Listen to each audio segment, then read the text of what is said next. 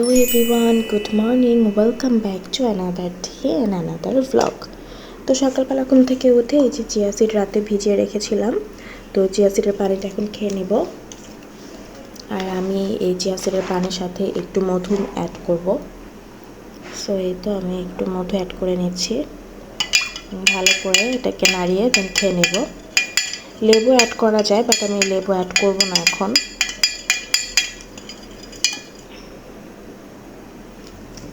হয়ে গেছে। So chia সিডের পানিটা খেয়েই যুদ্ধে নামতে হবে সারাদিনের জন্য, আর নাস্তাও করব পরে, যেহেতু এখন মাত্রই ঘুম থেকে উঠেছি, তাই একটু হেলদি ড্রিঙ্কস তো খেতেই হয়।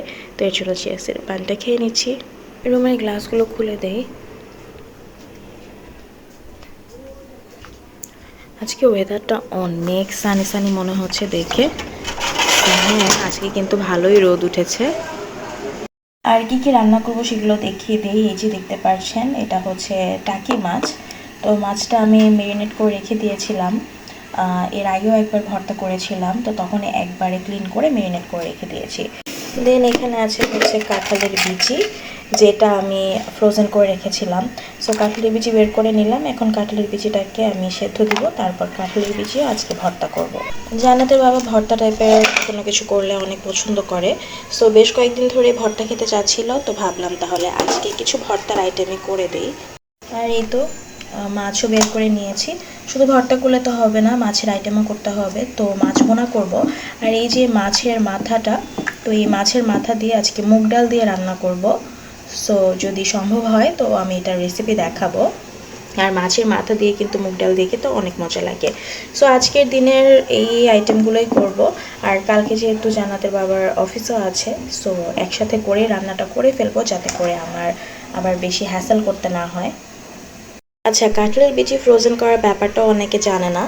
আর কাঁঠালের বিচিটা জাস্ট কিছুই করতে হবে না, খালি কাঁঠালের বিচিটার উপরের যেই পিলটা আছে, মানে খোসাটা, সেটা ছাড়িয়ে দেন পানিতে ভিজানো যাবে না, ওই অবস্থায় ফ্রোজেন করতে হবে।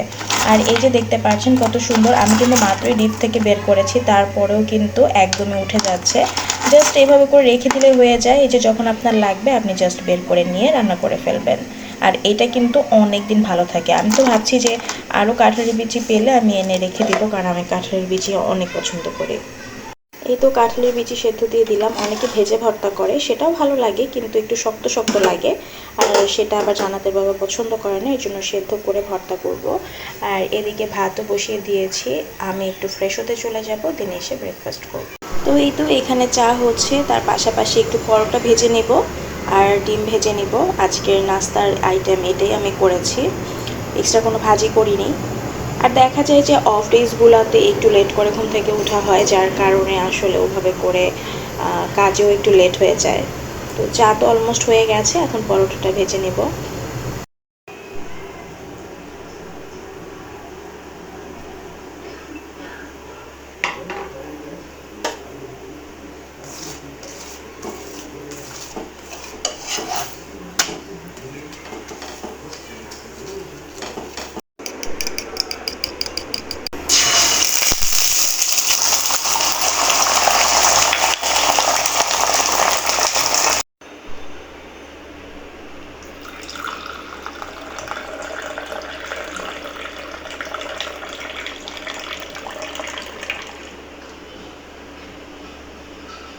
টাকি মাছ যে মেখে রেখেছিলাম সেটা একদম কড়কড়া করে ভেজে নিয়েছি, তার সাথে কাঁচামরিচ আর পেঁয়াজও ভেজে নিয়েছি ভর্তার জন্য।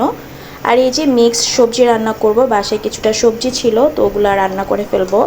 আর জিরাও টেলে নিয়ে এখন আমি ফাঁকি করে ফেলবো, যেহেতু জিরা গুঁড়া লাগবে। আর আমার কাছে প্যাকেটের জিরা গুঁড়া থেকে এভাবে তেলে গুঁড়া করে নিলে সেটার স্মেলটা বেশি ভালো লাগে। সেই সাথে এই যে মাছও মাখিয়ে নিয়েছি। মুগ ডাল রান্না করার জন্য অবশ্যই মুগ ডালটাকে প্রথমে ভালো করে ভেজে তারপর ধুয়ে নিতে হবে। তারপর মুগ ডালটা সেদ্ধ করে নিব, শুধু হলুদের গুঁড়া, সামান্য একটু লবণ এবং তেজপাতা দিয়ে সেদ্ধ করলেই হয়ে যাবে।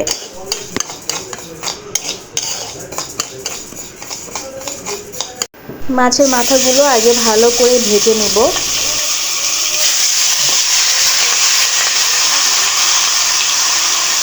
এই যে আমার মাছ ভুনা হয়ে গেছে, টমেটো আর ধনিয়া পাতা দিয়ে মাছটা ভুনা করেছি। মুগ ডালের জন্য এখানে আমি একটু তেলটা গরম হয়ে গেছে, আমি হালকা একটু জিরা দিয়ে দিচ্ছি। আস্ত জিরা, এখন দিয়ে দিলাম রসুন কুচি,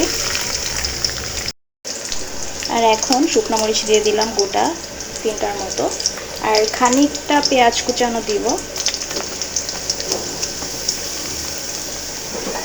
ভালো মতো নাড়ব, একটু ব্রাউন হয়ে আসলে বাদ বাকি মশলাগুলো দিব। এই তো এখানে হালকা একটু আদা বাটা নিয়ে নিয়েছি, আপনারা চাইলে আদা কুচিও অ্যাড করতে পারেন। আমি আদা কুচি অ্যাড করিনি, তাই আমি আদা পেস্ট দিয়ে দিলাম খানিকটা। আর এখন গোটা গরম মশলা দিয়ে দিলাম, তার সাথে আমি অ্যাড করব টমেটো কুচি। এই যে কুচিয়ে রাখা টমেটোগুলো অ্যাড করে দিচ্ছি। টমেটোটা অ্যাড করবো আসলে কালারটা তাহলে সুন্দর আসে, তাই।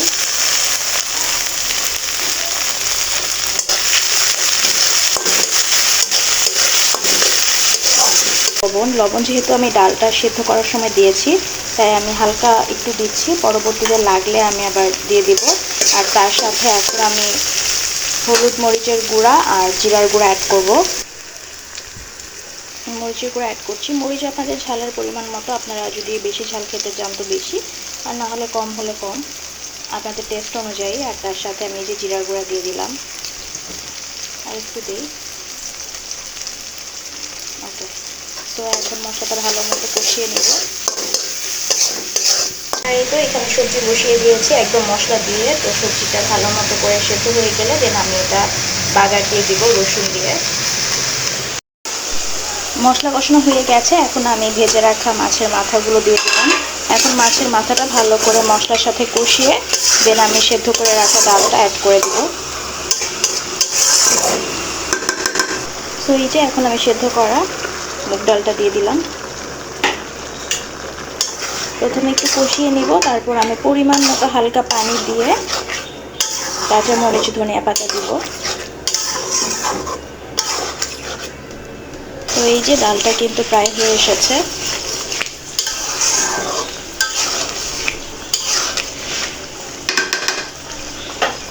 এই পর্যায়ে আমি কাঁচা মরিচ অ্যাড করব।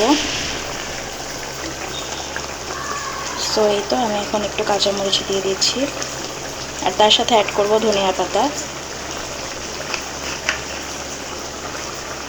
আর অ্যাড করব সামান্য একটু ঘি।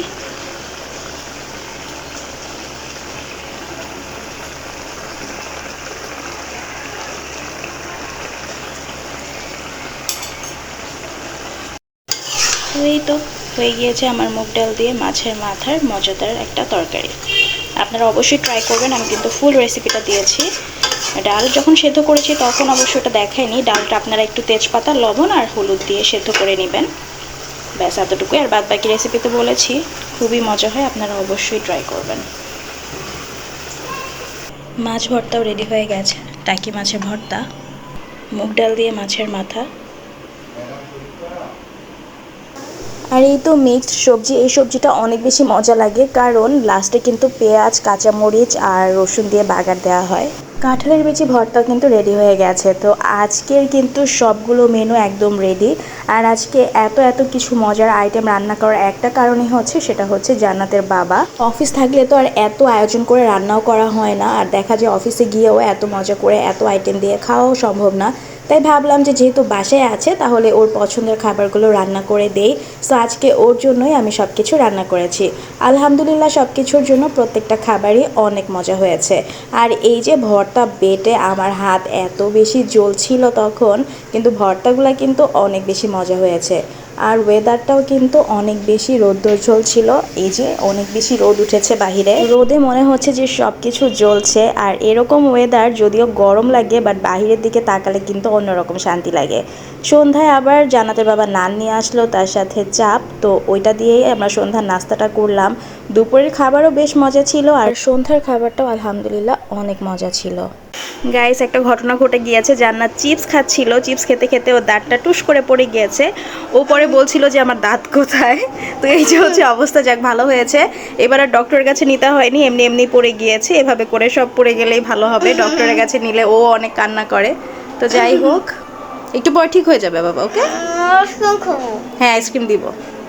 আর এই তো হাতে গরম গরম এক কাপ কফি নিয়ে আপনাদের সবার কাছ থেকে আজকের মতো বিদায় নিয়ে নিচ্ছি। সবাই ভালো থাকবেন, সুস্থ থাকবেন, দেখা হবে অন্য কোনো দিন অন্য কোনো ব্লগে।